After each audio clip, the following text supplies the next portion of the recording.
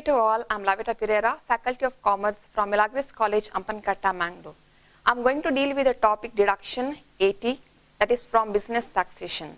Before I start with the deduction, we have to calculate income of the person.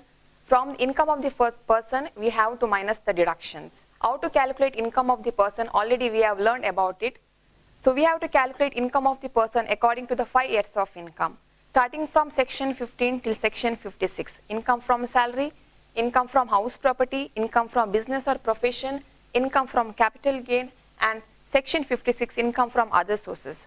We have to write the income of the SSC or the individual according to the 5 heads of income, and we have to total the 5 heads of income. We will get the gross total income.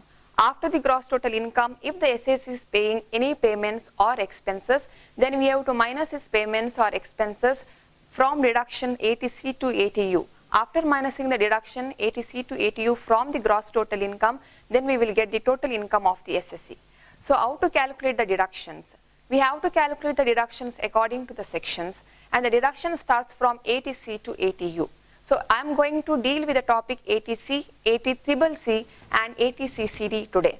So first moving to deduction 80C. First deduction is a general deduction. So 80C is not meant for the particular deduction. 80C is meant for the general deduction. There are many deductions under 80C. So first deduction under 80C is the life insurance premium. Life insurance premium is given for the SSC, and SSC has to make the payments or the contribution to the life insurance premium. Now who can or who is eligible for the life insurance premium? Individual or HUF is eligible for the 80C deductions. Individual himself, his spouse or any children is eligible for deduction 80C. In case of HUF, any member of the family is eligible for deduction 80C. Now how to deduct this 80C? What is the limitation? What is the amount? So when we come to life insurance premium, as I told, there is individual and HUF is eligible for deduction 80C. Now what are the amounts, or what is the percentage or deduction calculation for 80C? First one is deduction 20% on sum assured of insured before 1st April 2012. That is, we have to see life insurance premium date, that is insurance policy date. We have to see the date. If the insurance policy is taken before 1st April 2012, then we have to calculate 20% on sum assured, that is the policy amount. If the insurance policy is taken after 1st April, then we have to calculate 10% on sum assured, that is life insurance policy amount, and 10% on sum assured if in 1st April 2012 to 1st April 2013.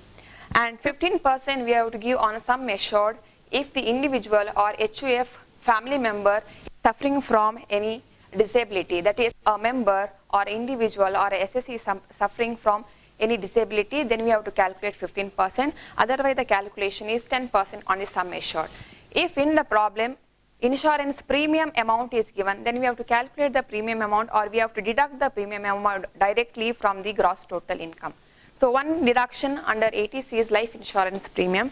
Next is, that is premium paid on respect of on deferred annuity. Deferred annuity is nothing but it is a life insurance contract that SSC is taking for a long time savings. So of course deduction is the payments or the contribution or the subscription. So SSC has to make the contribution under 80C for the deferred annuity.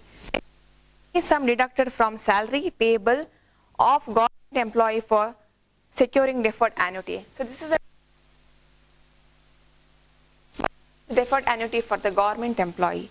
Next contribution is contribution to superannuation provident fund, public provident fund and recognized provident fund.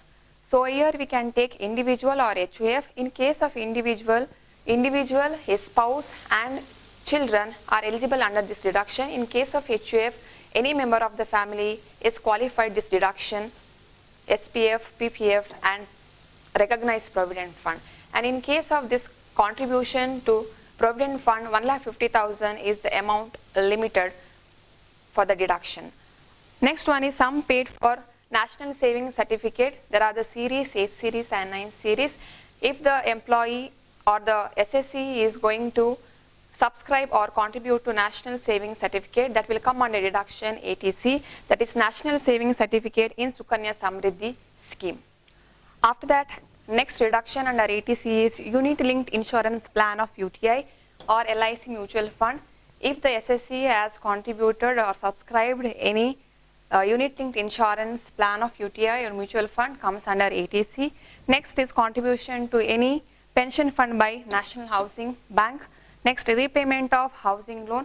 If the SSC or the individual or HOF has taken any loan for the house, that should be house constructed newly or should purchase newly.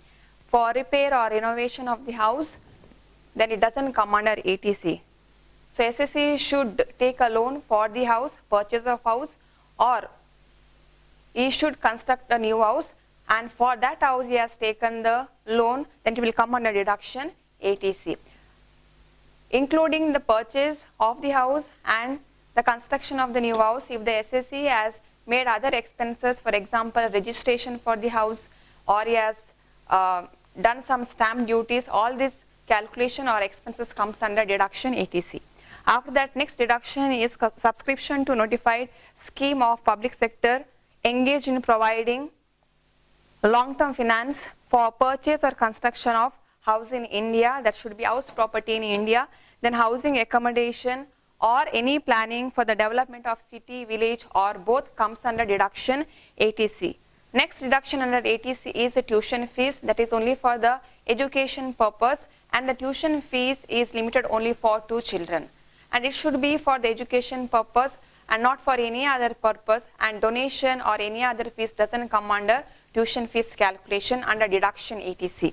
And next, after tuition fees, next one is sum paid towards notified annuity plan. So if any sum is paid, annuity plan will come under deduction ATC.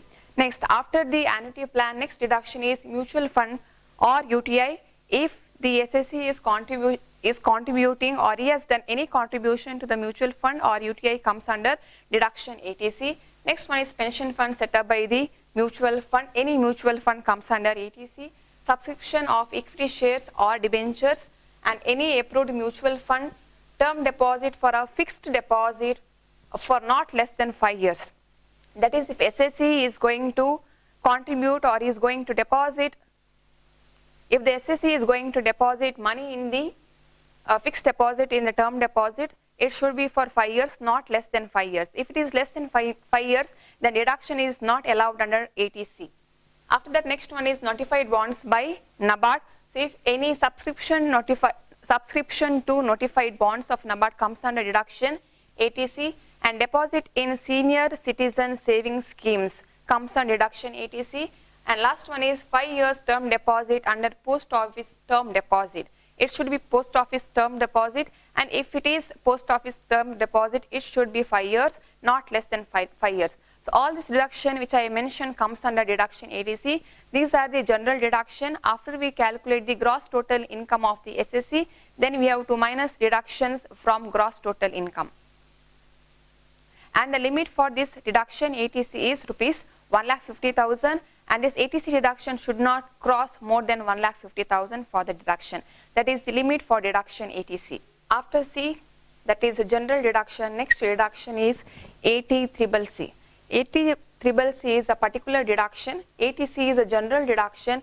There were many deductions under ATC. After ATC, then there is AT-CCC. This is a deduction for contribution made to certain pension fund. Now, eligible person is individual under AT-CCC, and your deduction amount is 1,50,000. There is a limit for this AT-CCC, that is 1,50,000. SSC cannot deduct more amount than 1,50,000. And there is a special note for AT-CCC, that is this AT-CCC is clubbed with ATC.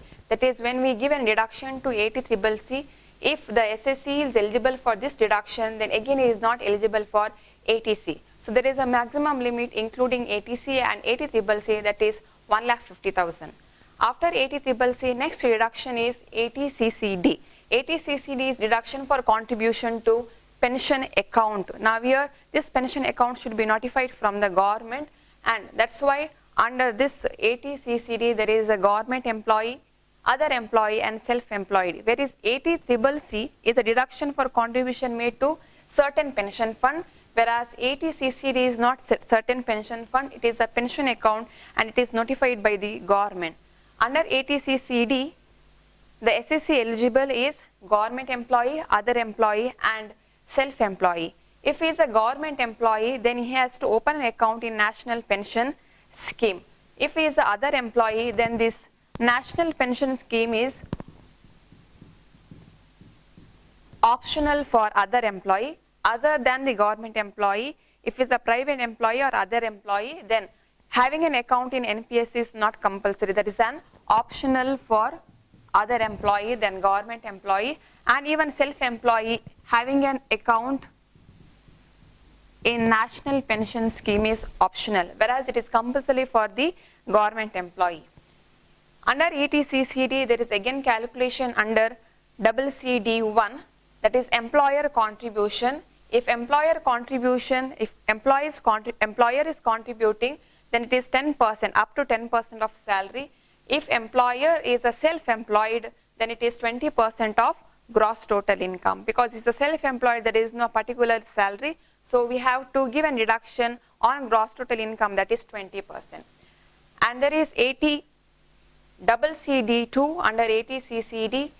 If employer is a government employee, then it is a 14% of salary. In other case, that is other than the government employee, then it is 10% of salary. So we have to give a deduction under ATCCD, that is for ATCCD1 and ATCCD2. We have to give a deduction under ATCCD, under that for ATCCD1 and ATCCD2, and there is one more deduction, that is CCDIB, that is an amount deduction is 50,000. So when we consider this ATC, ATCCC and ATCCD, overall limitation for this deduction is 1,50,000. The limitation should not cross more than 1,50,000. So all these deductions we have to minus from gross total income.